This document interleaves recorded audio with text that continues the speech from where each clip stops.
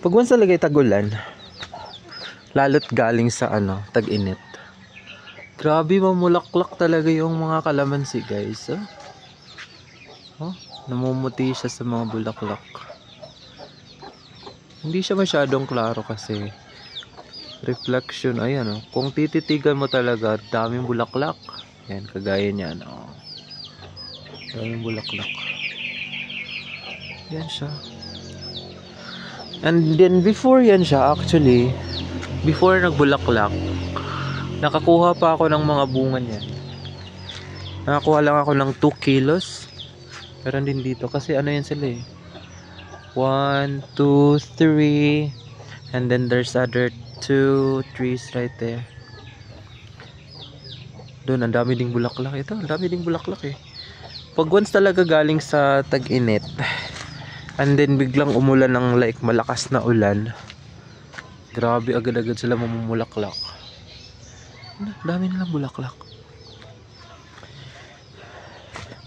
Ito yung update sa likod ng bahay, guys. Ay.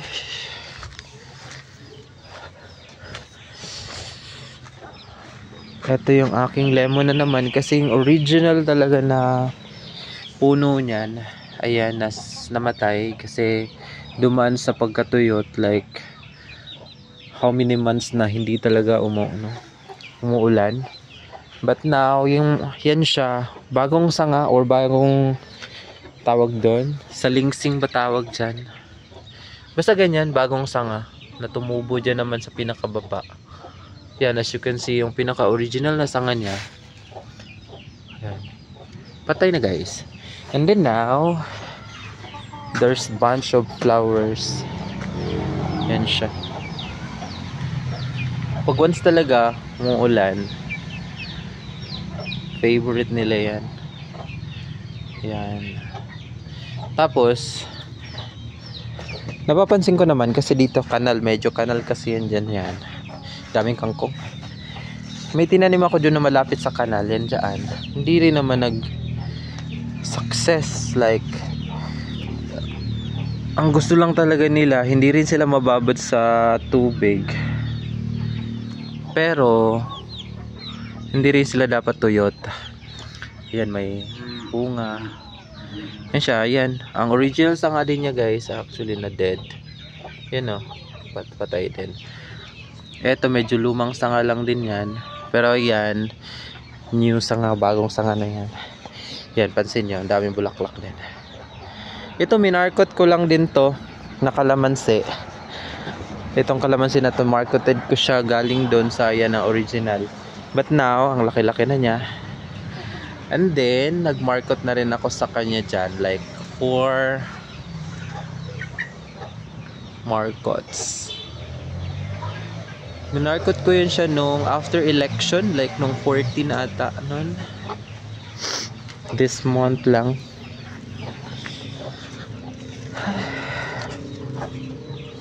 Ito lang talaga, guys, dito sa bukid.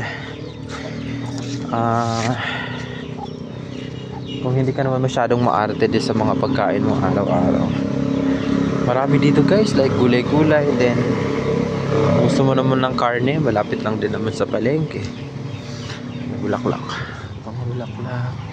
Actually, ang daming bunga niya, guys. Nag-yellow yung mga bunga niya sa kalamansi. Ayan pansin nyo, ang daming bunga, which is hindi na makuha. Nag-yellow, nahihinog na yung mga bunga, guys. Yan, mga hinog na sila. Dito din naman may mga bunga naman to,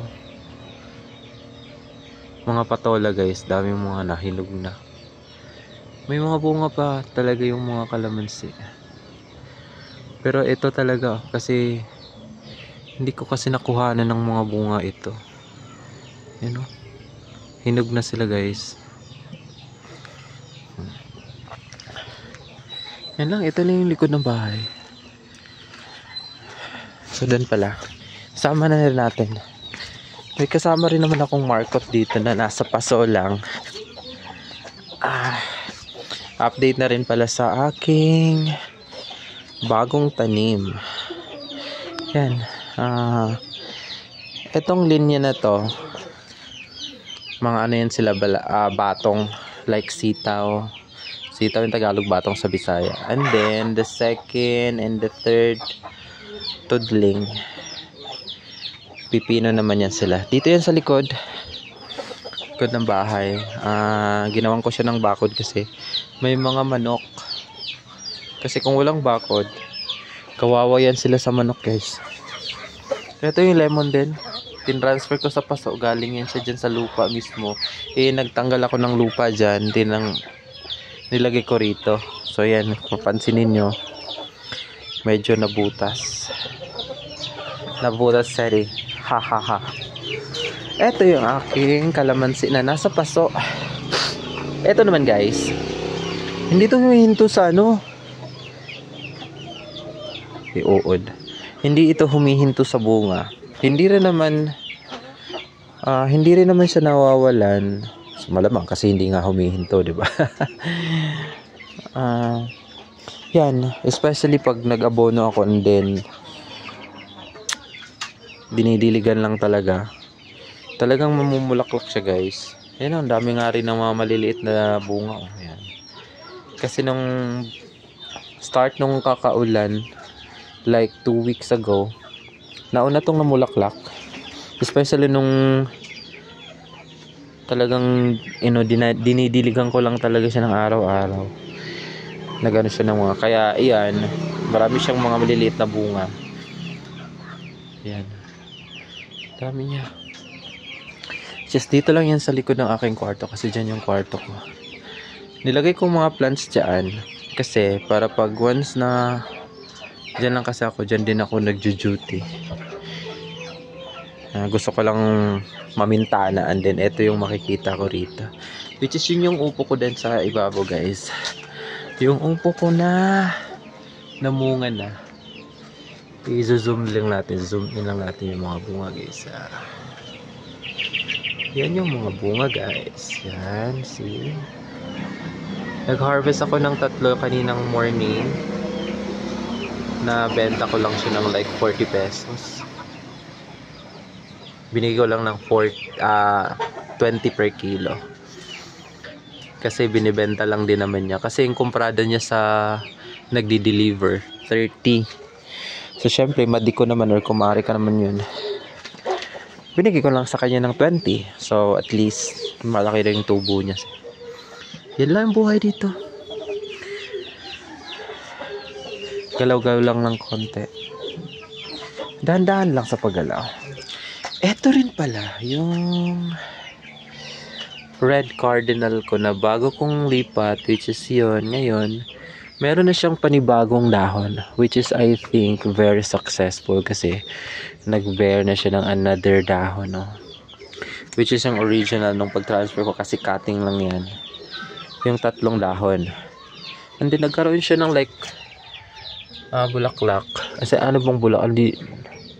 Ito, actually nagpakita yung laman nito, pero wala rin, alanta lang din siya.